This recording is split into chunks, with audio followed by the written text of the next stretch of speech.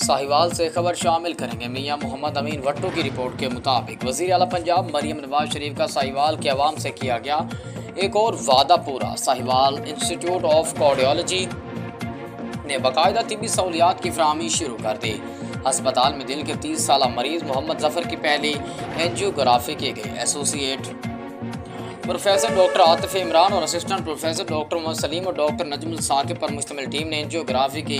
Angiography के मौके पर commissioner doctor Asif Tufail, deputy commissioner Shahid Mahmood और principal professor doctor Mohammad Akhtar भी मौजूद थे। उन्होंने कंट्रोल रूम में एंजियोग्राफी का प्रोसेस देखा।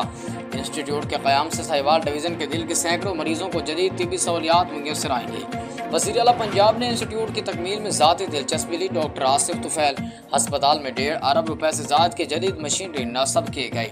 एंजियोग्राफी के लिए 2 कैथ लैब और ऑपरेशन के लिए 2 ऑपरेशन थिएटर्स की सहूलत मौजूद है।